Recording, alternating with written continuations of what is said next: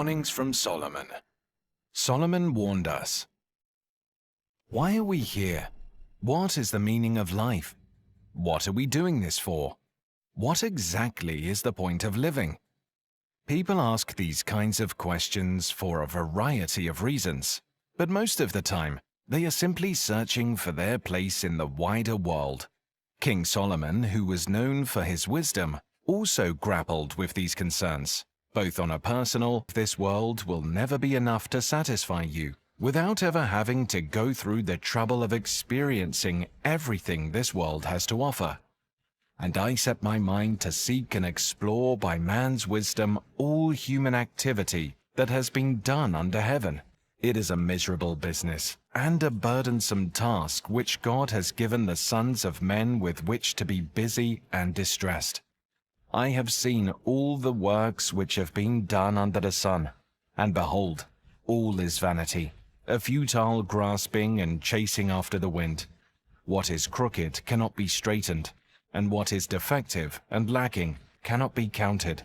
I spoke with my heart, saying, Behold, I have acquired great human wisdom and experience, more than all who were over Jerusalem before me, and my mind has observed a wealth of moral wisdom and scientific knowledge.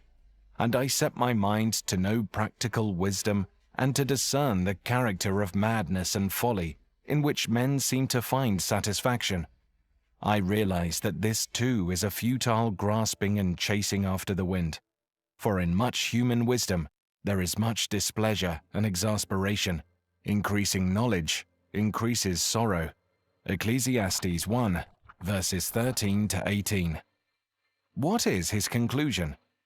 He came to the conclusion that it was all vanity.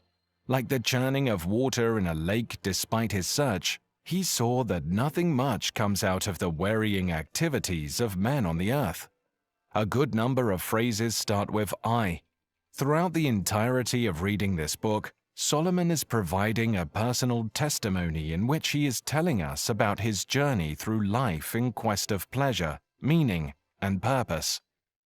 The opening verses present the theme, Vanity of vanities, all is vanity. Solomon is arguing that life is devoid of significance if it is lived apart from a connection to God. Because Solomon keeps coming back to the same subject throughout the book of Ecclesiastes, some people refer to it as the merry-go-round book. Take Solomon's advice and steer clear of the meaningless merry-go-round life. It would appear that we are perpetually looking for anything that will make our lives happier, more fulfilling, and more significant. Ironically, even after these objectives have been completed, the outcomes start to look less significant, and sometimes even insignificant altogether. As a result, the rat race starts all over again, and we start another search for something that would finally satisfy us. Solomon warns us about the dangers of wasting our lives in vanity. Vanity.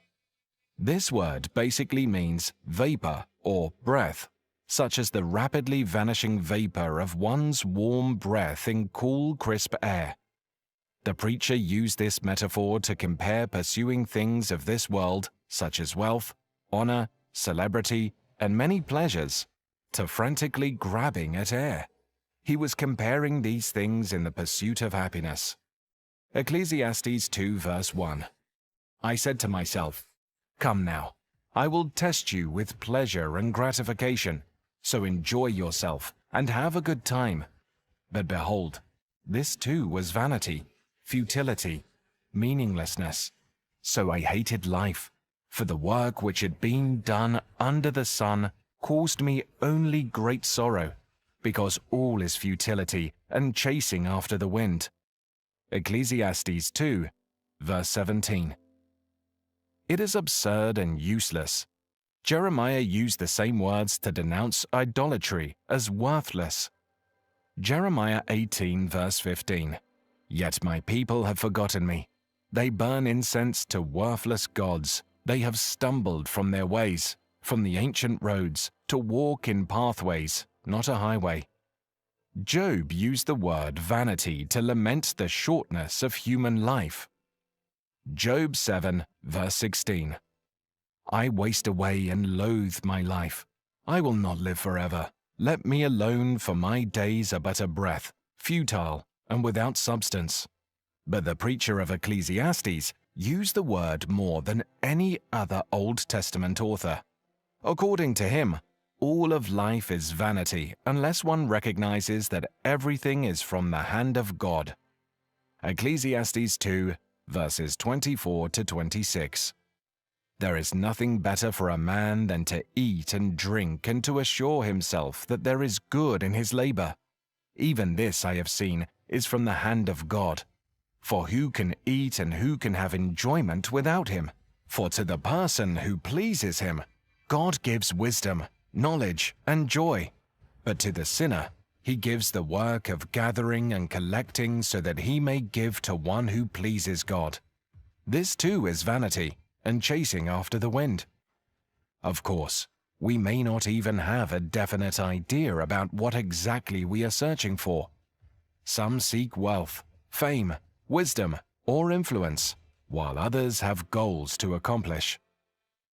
Then I said in my heart, As it happeneth to the fool, so it happeneth even to me.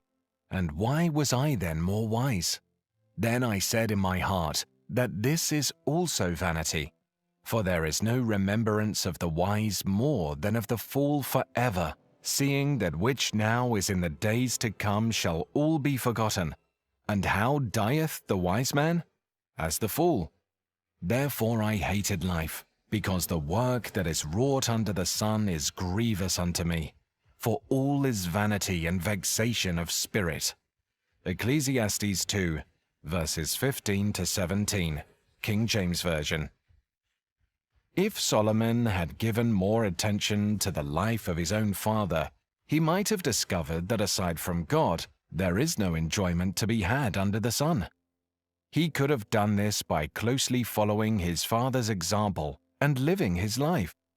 As a result of the fact that he was not successful in achieving that goal, he made the decision to publish a book in which he essentially urges readers, don't make the mistake I made.